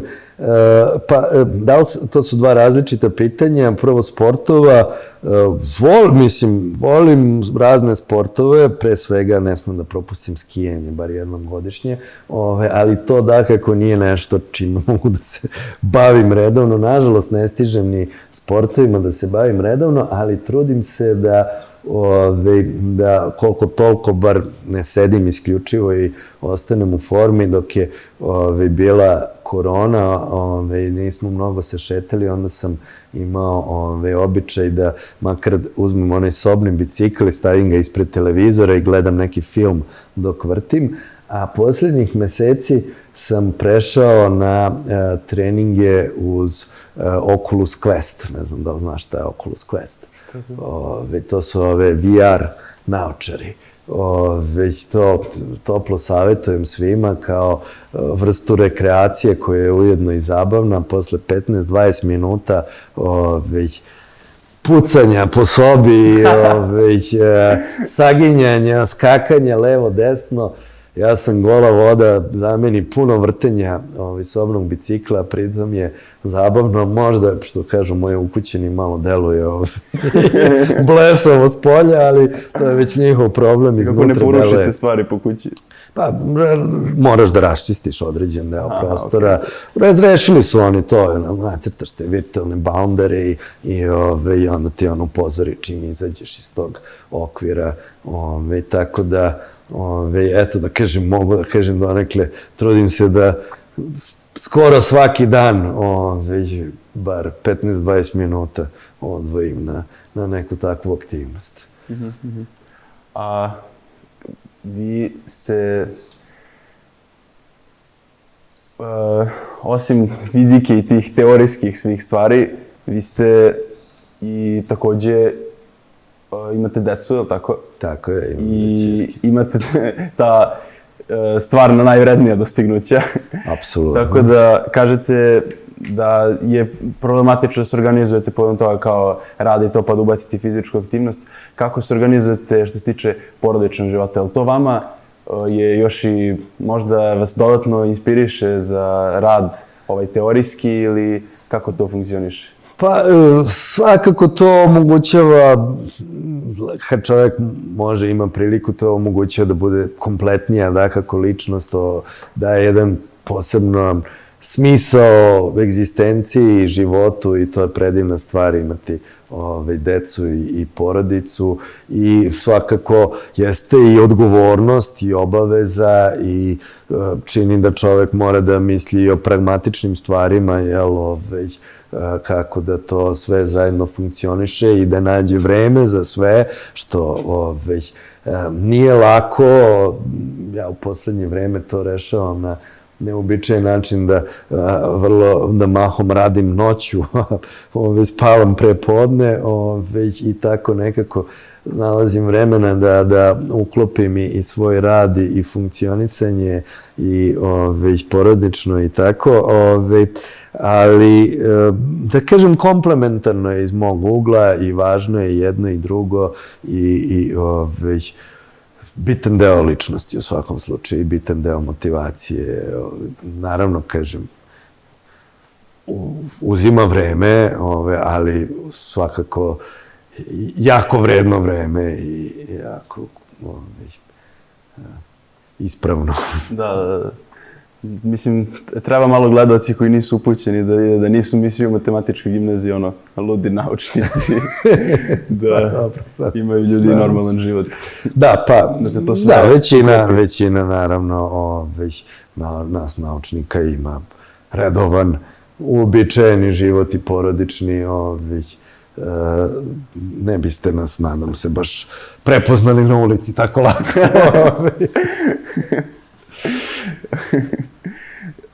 Pa evo još jedno pitanje za kraj, malo opuštenije. Tada sam vas pitan, kad biste mogli jednu stvar da dodate matematičkoj gimnaziji ili da promenite, šta bi to bilo? Pošto, evo, moj odgovor bi bio, ja smatram da ono što je potrebno matematičkoj gimnaziji da bude još bolja, da pređe na jedan viši nivo je da negde ode na prvom spratu, tu negde oko učionice 102, ja mislim da bi bilo najbolje mesto da se stavi mašina za sladoled na točenje. Da bi onda moglo da se radi na jednom mnogo ozbiljnijem nivou u školi. Ne znam šta vi mislite. Pazi, ja sve ove godine znam da nešto nedostaje matematičkoj gimnaziji, jer ti si sad prvi uspeo da formulišeš pravi odgovor na to pitanje. Pazi, potpuno se slažem s tobom, već ne znam šta bi još bolje moglo da se doda.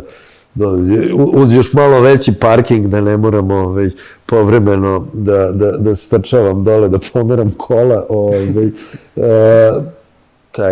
Ta mašina za sladoled bi bila stvarno odlično.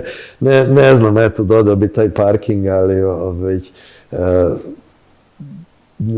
šalu na stranu, ne znam da mi nešto zbilja smeta, verovatno bi do sad konstatovao i primetio, ali eto, ne znam jasno, morao bi da razmislim šta bi još mogo da dodam, ali neko ostane na mašini za sladoled, potpisujem peticiju kad budeš.